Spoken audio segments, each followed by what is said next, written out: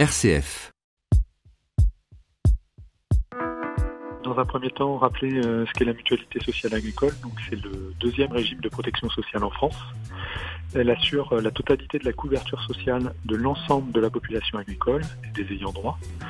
Donc ça correspond finalement aux exploitants, aux salariés, aux employeurs de main-d'œuvre. La MSA mène des actions à caractère sanitaire et social et prend en charge la médecine du travail et la prévention des risques professionnels.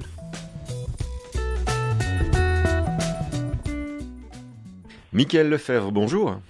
Bonjour. Vous êtes responsable de la prévention des risques professionnels en matière de santé, de sécurité et prévention des risques donc pour la MSA Ardèche-Drôme-Loire.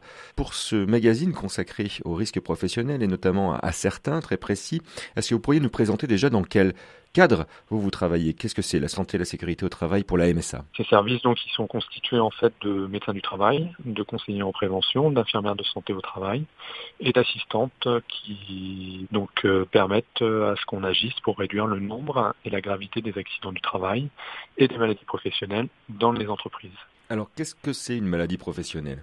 Alors, une maladie professionnelle, en fait, sans rentrer dans le détail, parce que ça correspond à des tableaux bien spécifiques, une maladie professionnelle, finalement, c'est une dégradation de la santé qui est liée à une exposition des salariés à des éléments qui peuvent occasionner ces maladies. Donc là, par exemple, dans le sujet du jour, on va parler de troubles musculo-squelettiques qui sont liés donc à l'exposition des salariés à des gestes répétitifs ou une sursollicitation, etc., etc.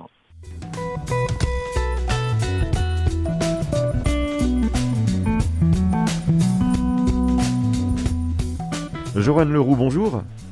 Bonjour. Vous êtes conseillère en risque professionnel, en prévention des risques professionnels pour le sud du département de l'Ardèche. Et aujourd'hui, ce qui nous intéresse, c'est les troubles musculo-squelettiques. Et à ce propos, vous avez effectivement des actions que vous menez auprès des salariés ou des agriculteurs dans le département de l'Ardèche. Et vous pouvez nous en parler aujourd'hui, avec notamment une formation à l'échauffement, c'est ça ? Oui, tout à fait. Donc, comme a pu l'expliquer mon responsable Mickaël Lefebvre auparavant, parmi les priorités de nos actions, il y a les actions sur les troubles musculo-squelettiques. Et donc, avec plusieurs infirmières en santé au travail, on avait la conviction que la mise en place d'échauffement à la prise de poste, ça pouvait être une solution parmi d'autres, évidemment, pour éviter l'apparition des TMS. Donc les troubles musculo-squelettiques, je traduis TMS. Donc c'est quelque chose qu'on propose aussi dans des entreprises qui vont être réceptives à ce type d'action. Nous on fait intervenir un coach qui est spécialisé, qui forme l'ensemble des salariés sur plusieurs séances. Et en parallèle, il y a également un référent dans l'entreprise qui est formé et qui petit à petit devra prendre le relais du coach à long terme. Est-ce que les personnes qui ont suivi ces formations sont satisfaites de prendre le temps de s'étirer, de s'échauffer avant ? Oui, alors c'est quelque chose qu'on développe depuis pas très longtemps, donc on manque encore un peu de recul. Donc nous, on l'a mis en test en 2019 dans une entreprise d'espace vert.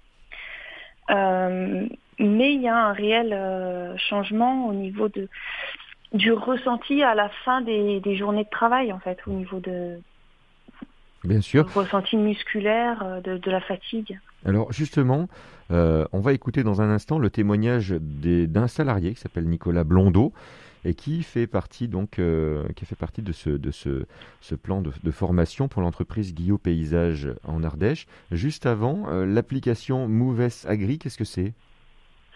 Alors l'application Moves Agri, c'est un projet différent mais complémentaire qui a été développé par un collectif de MSA, donc à savoir la MSA d'Alpes-Vaucluse, Languedoc, Provence-Azur et Ardèche-Drôme-Loire. Donc c'est une application qui est gratuite, qui est téléchargeable par tout le monde. Et l'idée, c'est de pouvoir réaliser des échauffements en autonomie. On ne peut pas payer un coach et tout le monde ne peut pas avoir un coach qui intervient dans son entreprise régulièrement. Donc pour toutes ces personnes-là, pour les exploitants qui sont plutôt seuls ou les salariés dans lesquels l'employeur n'a pas souhaité mettre en place la démarche, ces personnes peuvent en autonomie réaliser des échauffements.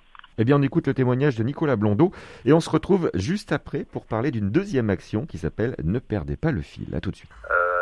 l'objectif c'était de nous apprendre quelques gestes simples et rapides à mettre en œuvre le matin pour pouvoir s'activer physiquement, parce qu'on a un travail qui est assez physique et on a des blessures, on a de la fatigue et tout ça. Et voilà, le but c'était justement d'arriver à réduire l'ensemble des blessures et fatigues globalement. Le coach nous a donné des séances avec toute l'entreprise. Ensuite, moi, comme je suis référent, j'ai eu 3 ou 4 séances formation privée. Et ensuite, la dernière séance où moi, j'ai fait la formation des gars avec le coach qui était en observation. La séance dure environ 10 minutes.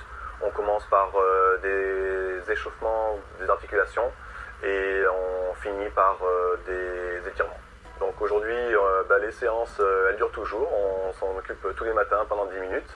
Et puis ça se passe dans la bonne humeur. Et puis voilà, même le chef est présent, donc c'est sympa. Voilà le témoignage donc de Nicolas Blondeau, salarié référent de l'entreprise Guillot Paysage, qui a suivi donc cette formation à l'échauffement et à l'étirement. On parle d'une deuxième action à présent avec vous, Joran Leroux. Ne perdez pas le fil. Qu'est-ce que c'est ? Alors ça, c'est une formation qui a été créée par nos caisses de Bourgogne, d'Ain-Rhône et d'Alpes-Vaucluse. C'est une action qui est destinée uniquement aux viticulteurs. Et nous, on a du coup, en Ardèche-Drôme-Nord, on a voulu adopter cette formation. Aujourd'hui, dans notre caisse, on a 5 conseillers qui sont à même d'animer ce type de formation.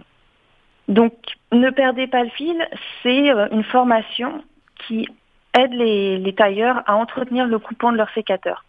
L'idée, c'est encore une fois d'éviter l'apparition des troubles musculo-squelettiques, que canal carpien au niveau des sécateurs manuels et tendinite de l'épaule pour les tailleurs avec sécateur électrique. Ah oui, donc pour les 2 sécateurs, on pourrait s'imaginer que électrique, on n'est pas concerné, mais quand même, on l'est aussi. Ah non, sécateur électrique, on est concerné et même d'autant plus puisque une tendinite de l'épaule est beaucoup plus longue à guérir qu'un canal carpien. D'accord. Et en plus, donc, les viticulteurs en Ardèche et en Drôme, on en a beaucoup. Donc, il y en a beaucoup. C'est notamment pour ça qu'on a voulu bénéficier rapidement de cette formation. Mais il y a aussi tout un intérêt au niveau du végétal, puisque un sécateur avec un pouvoir coupant entretenu, c'est une coupe qui va être plus nette, qui va être sans bavure et qui ne va pas écraser le sarment. Et du coup, la cicatrisation de la vigne sera plus facile et ça évitera l'apparition de maladies. Et donc, le vignoble sera en meilleure santé. C'est en taillant qu'on se rend compte s'il est en bon état ou pas. Ce qui veut dire que si le sécateur coupe pas, la personne va pas forcément s'en rendre bien compte tant qu'il n'a pas vu un sécateur qui coupe, c'est ça ? Voilà. Joran Leroux, je rappelle que vous êtes conseillère en prévention des risques professionnels pour le sud de l'Ardèche et je vous propose qu'on aille à la rencontre de Aude Fro qui est à Solorandiwa et justement ils sont en train de couper les vignes pour préparer la clairette et elle a suivi cette formation avec l'un de ses salariés. Merci beaucoup Joran. Merci, au revoir.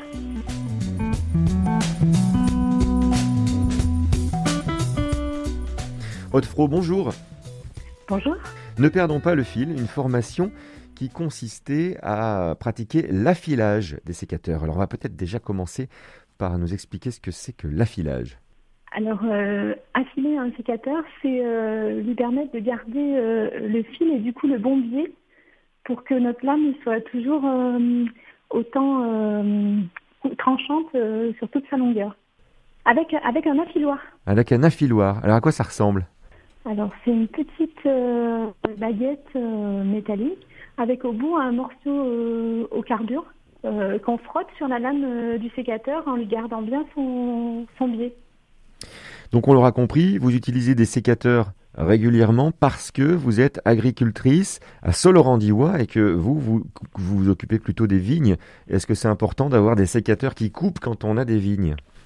Ah oui, si on n'a pas des sécateurs qui coupent correctement, on fait facilement des tendinites ou autres. Et puis de toute façon, les plaies de coupe ne sont pas d'une aussi bonne qualité si nos sécateurs ne sont pas parfaitement affilés. Vous voulez dire que si le sécateur n'est pas affilé, vous abîmez vous et vous abîmez les vignes ? Exactement. Est-ce que ces troubles musculo-squelettiques font des ravages, des dégâts chez les anciens qui n'avaient pas justement ces techniques ? Oui, ça fait encore des dégâts. Après, maintenant, c'est vrai que vu qu'on a les sécateurs électriques, Un peu moins, mais pour ceux qui taillent au sécateur manuel, ça reste quand même un problème. C'est la période là ? Ah oui, là on est en pleine période de taille. Quel est le raisin que vous coupez et que vous utilisez ? Alors du muscat, un petit grain blanc et de la clairette blanche.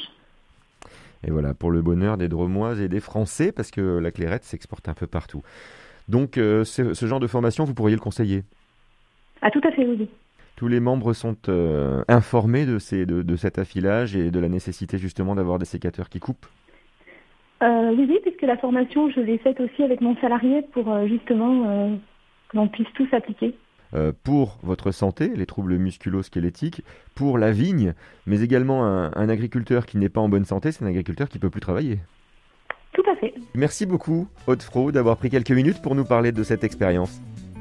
Avec plaisir. Une très belle journée. À bientôt, au revoir. Au revoir.